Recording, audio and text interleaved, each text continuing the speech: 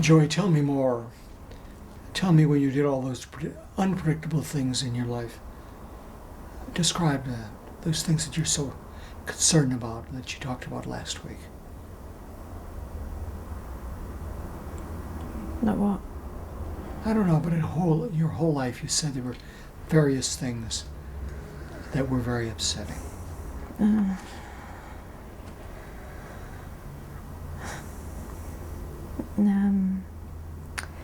I tried to kill myself twice.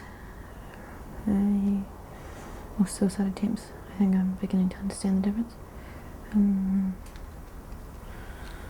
I was a prostitute for a while. I lived in Chicago. I was bulimic. I am bulimic. I've been bulimic since I was 17.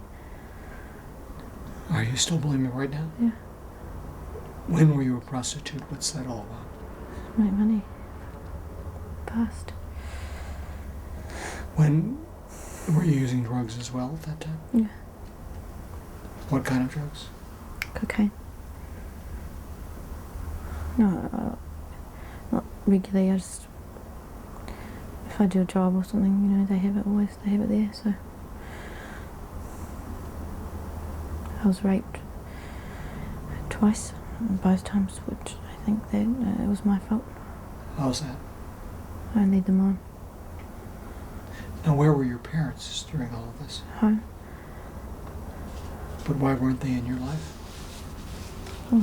You don't tell your parents that kind of thing, so they're not going to let you out of the house. How old were you during all of this?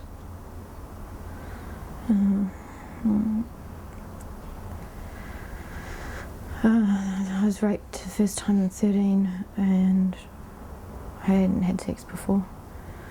And second time, I think I was 16 or 17. But, it's not like you can't tell your parents that kind of thing. So yeah.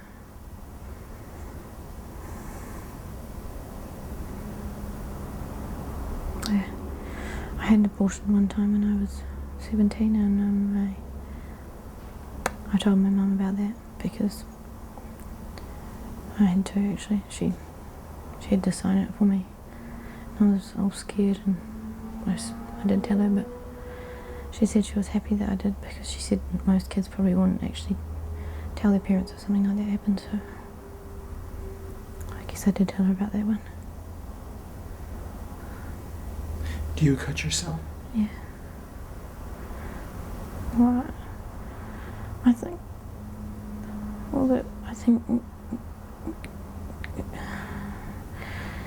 the cutting myself and the hurting myself and smashing my head on the wall, it's just, I think it's all just because I want to get away. I have this unbelievable desire that I want to just escape and get away from the pain. Me in particular, I think more than other people, because I just want to get away from it.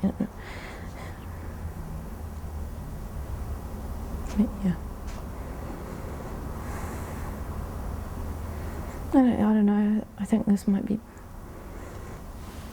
That's all why I ended up on medication and why I ended up in hospital. And it could be why I'm having all this trouble with Michael. I don't know. I mean, I don't know what exactly at this moment, but I know that I don't know, maybe something to do with why I feel so lonely even when I'm with him. There's something wrong with me. I'm not like it. I don't function on a normal level. For us to sit here in between that I do, that's fine, whatever, we can do that. And it might even be helpful. Because, they just say that when you're dealing with people with borderline that you should do some family work, but I guess I'm just concerned that you're not going to pay any attention to it, to all this other stuff. Joy, I think you're afraid that I'm not going to treat you like a patient. Everybody for years has treated you like a patient. I'm going to treat you like someone who who has great potential, who's not a diagnosis, but a human being who can do much more in her life. Look at this room. This room is a hall of mirrors. Each mirror reflects the other, which reflects the other. You can go back and forth in the mirrors forever. I want to work with you in terms of the positives, your successes, the growing parts of yourself. Help you to transform those relationships. When we first met, just almost as a throwaway line, you said, oh, by the way, if my marriage doesn't change in 2 weeks, I'm going to kill myself. I want to work with you to empower yourself as a strong person, to change your marriage and change your other relationships. If you believe firmly in your heart that you're flawed, you will stay flawed.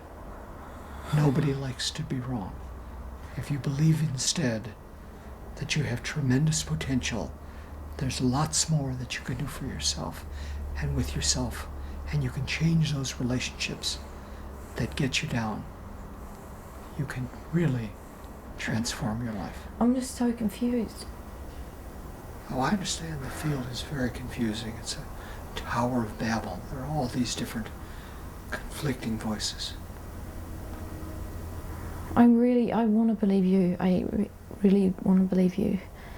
And maybe this can do something. Maybe it will help. I don't know, but it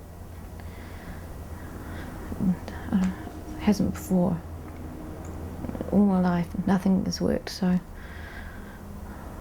don't know.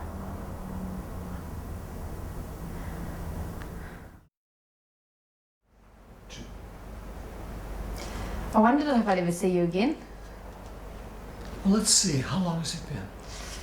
God, what was it 9 years? Yeah. You know, I was reviewing the video before this session, and you Right. were depressed, you were hopeless, and you were suicidal and bulimic. Where are things at this point? Well, that's gone really, completely. Yeah, I'm no longer bulimic. I haven't been for many years. I'm no longer suicidal. I haven't been for many years. My friends, I've got these friends, I think I told you, they love therapy. One of them thinks she's a therapist, she's not. And yeah, sometimes they keep telling me that I need to go back into therapy again, and I just said, no, I'm not in denial. I don't need it. Everything that I do from now on is based on what I've learned, so I'm all right. Yeah. Even on tough days, right? Oh, well, you know, I've got stresses in my life, so does everybody. And, you know, my family situation, I've got 2 quite difficult children, but I can handle it. Sometimes I might be displaying what they might see as symptoms of somebody that's mentally ill, quote unquote, and, you know, rocking in the old chair and crying. And they say to me, you need a psychiatrist. And I say, this is not even something I would deal with my psychiatrist. I can handle it. So yeah, yeah, And I you- get upset, but And you do handle it. I do, right? yeah, in the long run. Yeah, How are your relationships at this point? I've got a great husband. Did I tell you about that? Tell me again. He's a builder. He's a lovely man. He's not without his faults like everybody, but he looks after my kids very well. He loves my kids, and he hugs my kids, and he gives them what I need and what they need. And what he's taught me actually is that he's taught me physical love and physical affection. And yeah, he's not a perfect man by any stretch of the imagination, but he gives me things that I need, and I think I can do that for him too. So it's functioning and it's working and it's pretty good. Yeah. Oh, and what do you do? Now you have a business now, right? Yeah, I've got 2 shops. So I sell, you know what I do best, babies.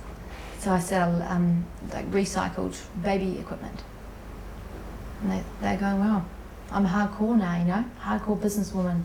I remember you used to be very afraid of any conflict. Yeah. Are you yeah. still? I think I love it. No, I don't love it. But I was just thinking about it today. Actually, I was marvelling.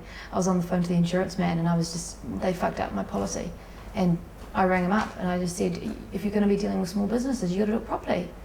So yeah, then I rang up the guy that sold me the policy and told him he'd screwed it up. So no, I think that's actually one of the biggest things that I've learned is, yeah, truly the way that I have to just confront things and how to deal with confrontation. And that's been the biggest change for me, I think. How about being around people, like your partner's family? Well, it's great. It's great. We had a family Christmas actually, and he had his whole family there, and I hate that stuff. And I've got this little family, and I just like to keep it that way. And I went in there thinking, oh God, here we go. And I found myself just looking around going, I love being part of this. Yeah. So Joy, what do you think worked in our work together? In our short therapy? Well, compared to what your friends talk about in terms of therapy? Well, what worked for me is just the fact that you had a bit of faith in me, I think. You said to me, Joy, you're a strong woman and you can do this. And that's something that gave me a lot of strength. It was,